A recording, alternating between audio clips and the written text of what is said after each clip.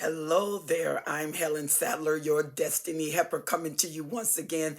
Thank you so much, my YouTube family, for your support. Thank you so much for my new subscribers. Thank you for all the emails, the beautiful comments that you're making, and thank you for telling your story.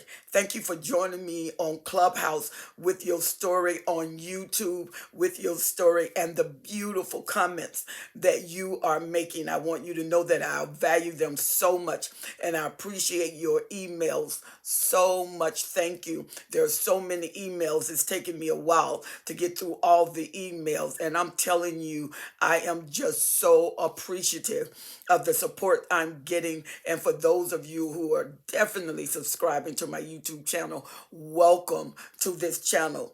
I have another hot topic, and this topic is because of my family writing me, my YouTube family writing me, asking me, what about this? What is the question that I want to bring to you today? And the question is, my narcissist has ceased to have sex with me. He comes home from work. He totally ignores me. We were doing good, and all of a sudden, without warning, without explanation, everything is cut off. What is usually going on when this happens? Narcissists have they are very patterned, and you have to remember that narcissists have to be in control. And so every now and then the narcissist will pull a systematic tactic to bring your whole system under control. What is your whole system? Your total mind, your total body, your intellect, your emotion, your ideology, your passion, your purposes. Your whole system is the total you. And they do this by withholding, and especially sex. Sex is very important in a relationship, which you know is a one-sided relationship anyway. And once you discover that, you put all of your energy into this relationship to try to make it work, because still you are thinking that something of value can come out of this relationship, even though you know now, some of you know that he's a narcissist, she's a narcissist, and you are saying that maybe if I try a little bit harder, maybe if I use a different kind of tactic, maybe if I use a different kind of language, maybe if I give more, maybe if I try to understand more, that my narcissist will come around to see how much I care. And unfortunately, many of you, that especially that has been involved in relationship for over a period of time, see that that doesn't work. What brings the narcissist around is the narcissist decide to make a choice that I'm going to drop this and I'm going to shift tactics. And usually when they go from withholding, they go into devaluation and gaslighting, because somehow if they're not going to go into leaving, and if they're not going to go into deleting the relationship, usually they're going to have to swing a total shift around through gaslighting to make you feel like the whole thing was crazy. And then they'll try a love bombing tactic and get you back in with the idolization and the buildup before letting you back down again. The narcissist will always be in control of the relationship unless that control is involuntarily taken away. And usually that is done with a freedom scale. The freedom scale is, I'm done with this. I'm not going to go through this anymore. I've had enough, and we need to discuss what we're going to do next, or you decide what you're going to do next. So usually when the narcissist withholds sex, because sex is very important. Some areas, some relationships, sex may be mechanical. The narcissist is in total control. The sex may not be good because the narcissist is totally selfish, and they do it the same way, the same everything. And when they're done, they're done. They turn their back on you like you was just trash, and they continue. But because you are married to the narcissist, because that's the relationship you have learned to grow accustomed to mechanical dealings with the narcissist. And then there are other cases when the narcissist is a fabulous, dynamic lover, and the sex is just explosive.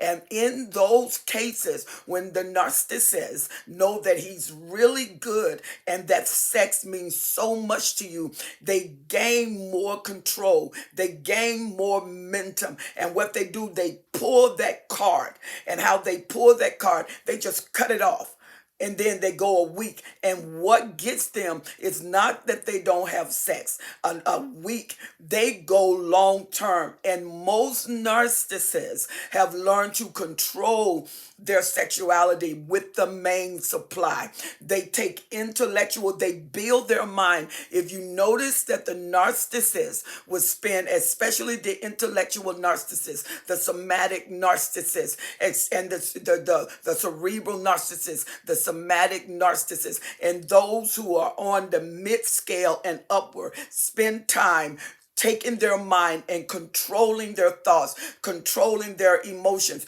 And if you notice, it's hardly ever that even if the narcissist lose control during sex, immediately after sex, they gain massive control. And the more release they have during the sexual excursion, the more massive control they have after the sexual excursion, because the narcissist refuse to lose control in any instant. And the narcissist always has to be in the lead. The narcissist is very flamboyant. And so when he has to be in the forefront, everything is synergistic around the narcissist. He will always have the main card. He will always have the trump card. He will always have the main play. And then the narcissist rests knowing that they are pulling the main cards and that you are a tag along, because the narcissist cannot psychologically stand the thought of your win, of your victory, of your triumph. And sex is a major part of the three elements of communication in any relationship: communication, finance, and sex. And so they pull that sex card and they make you starve. The narcissist, usually when they pull that card, they will pull that card about 2 weeks, 3 weeks, even a month. Some have been known to go months. Now, while they are not having sex with you, they're usually triangulating outside of the relationship. They have a release vow while you have the faithful vow. You are committed to the relationships, and more than 95% of all relationship to the narcissist end up being faithful, especially when there is a marriage or they're living together in the home. That person is usually faithful to the narcissist, because remember, they are addicted to the narcissist. And when they're addicted to the narcissist, that loyalty lies there, their devotion lies there, and their whole brain has been transcribed, totally rewritten. And what the narcissist does is train you through sexual withholding. They train your action, they train your momentum, they're training your emotions, they're training what you desire, they're training your goals, they're training your future, because you don't want to step on the narcissist, and you're very careful, you're very sensitive, and you want to pull everything back because you are the one that's giving. You're the extra sensitive person. You are the one with the empathy. You are the one with the sympathy. The narcissist can care less about how you feel. Everything is about them. And so when they get you in a vulnerable stage, what the narcissist does is withhold sex from you.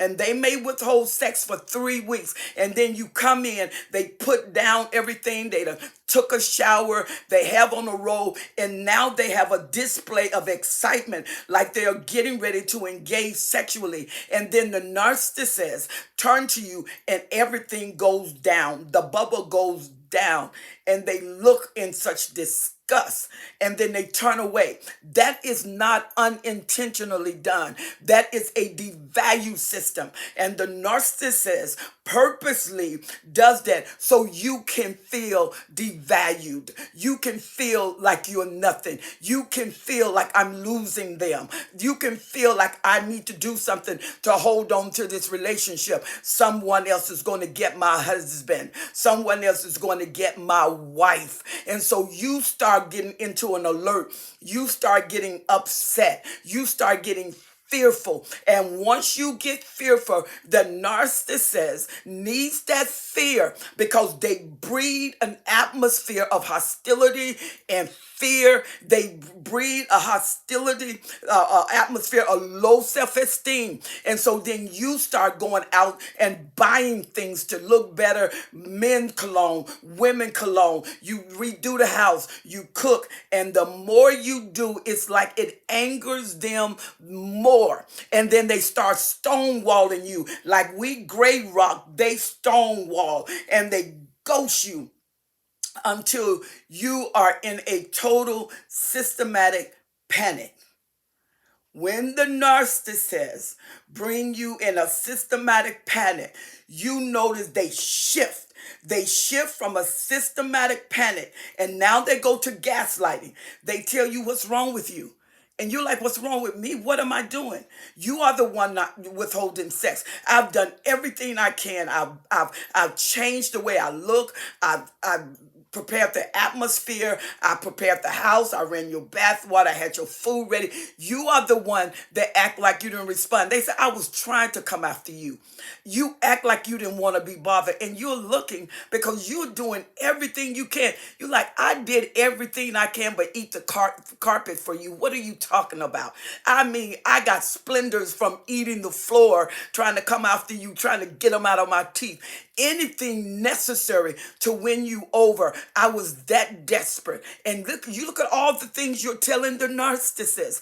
And that's what they wanted. They wanted the panic. They know they were successful. So they put their block there because everything the narcissist does is usually intentional. The only unintentional things that happen in the relationship is the way you respond was different than their level of expectation, because every now and then that supply comes out with a change. That supply comes out with a shift. Sometimes the narcissist, instead of hitting the weakness of the supply, hit the strength of the supply. They hit that fight zone in that supply, and the supply rises up, and it seemed like they was going down. But when you have a fighter internally, they rise up internally and they affect the external. And so it throws the narcissist off because you done broke pattern. And sometimes before a person break, you will reach their fight zone.